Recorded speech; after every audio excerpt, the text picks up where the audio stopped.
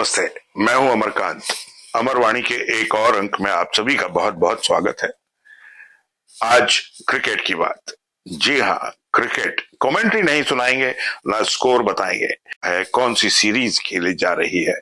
Cricket जो देखते हैं, क्रिकेट से जो प्यार करते हैं, वो ये तो जानते ही हैं कि क्रिकेट में एक डीआरएस सिस्टम होता है। जी हाँ, ये जो सिस्टम है, अक्सर आपने देखा होगा कि खिलाड़ी इसका इस्तेमाल करते हैं, लेकिन आज देश की जनता डीआरएस का इस्तेमाल करना चाहती है बीसीसीआई के खिलाफ। जो लोग क्रिकेट को पसंद करते हैं, जो लोग क्रिकेट से प्यार करते हैं, वो तो इस बात से बहुत अच्छी तरह से वाकिफ हैं कि आजकल चल क्या रहा है क्रिकेट के खिलाड़ियों और बीसीसीआई के बीच।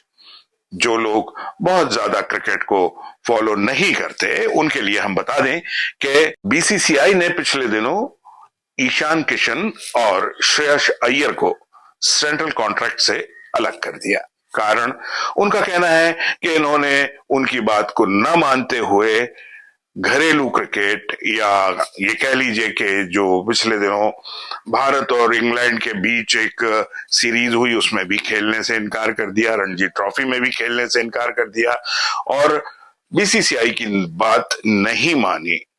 तो आप बीसीसीआई की बात तो हार्दिक पांड्या ने भी नहीं मानी, जबकि उसके बनिस्पत अगर बात की जाए तो श्रेयस अय्यर और ईशान किशन दोनों ने तो क्रिकेट खेला। ईशान किशन का तो रिकॉर्ड भी अच्छा रहा, उन्होंने तो बहुत अच्छी पारियां खेली, दोहरा शतक भी बनाया, और श्रेयस अय्यर ने तो वर्ल्ड कप में अच्छा खासा अपना प्रदर्शन भी किया। और जो उनका क्राइटेरिया है बीसीसीआई का कि इतने घरेलू मैच खेलने चाहिए, तो ईशान किशन श्रेयस अय्यर दोनों ने खेले, लेकिन हार्दिक पांड्या तो गायब रहे। लेकिन हार्दिक पांड्या के साथ, जिसको कहते ना गेहूं के साथ घुन का पिस जाना, तो बिल्कुल उसी तरह से गेहूं तो बच गया, घुन पिस गई।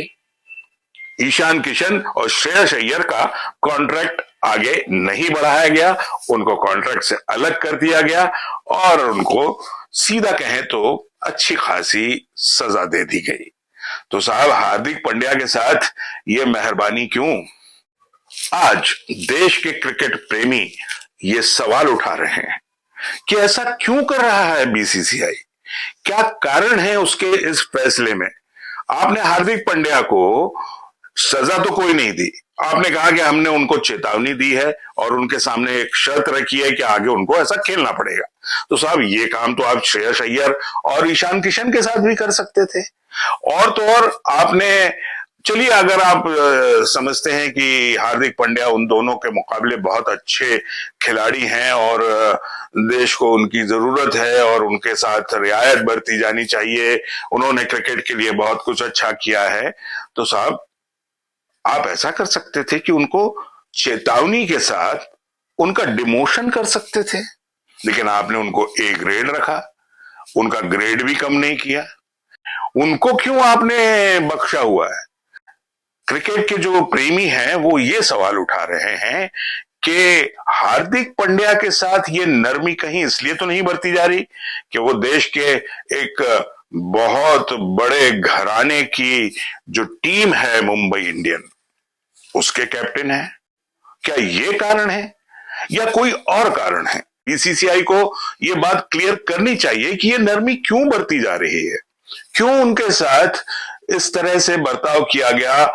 ये सबक ही देना था अगर खिलाड़ियों को। ईशान किशन और श्रेयस अय्यर के जरिए अगर आप एक नजीर स्थापित करना चाहते थे, आप चाहते थे कि इससे एक लोगों को मैसेज जाए खिलाड़ियों को कि वो आगे ध्यान रखें, तो साहब उनको भी इस तरह की कोई चेतावनी देते, उनके साथ भी कोई एक शर्त रख देते कि आगे आपको इस तरह से करना पड़ेगा, या कोई उनकी मैच फीस काट लेते, कुछ इस तरह का करते। लेकिन आपने तो सीधे सीधे उनको कहना चाहिए कि जो सबसे ज्यादा बड़ी सजा हो सकती थी वो दे दी आपने। आज की तारीख में देश के क्रिकेट प्रेमी ये सवाल बीसीसीआई पर उठा रहे हैं, तो अब ये जो डीआरएस सिस्टम है, ये डीआरएस सिस्टम के घेरे में आ गया है भारत का क्रिकेट कंट्रोल बोर्ड बीसीसीआई। तो अब आपका जो डीआरएस सिस्टम है उसका डिसीजन क्या है आप हमें बताइएगा अमरवाणी के कमेंट सेक्शन में। तब तक नमस्ते।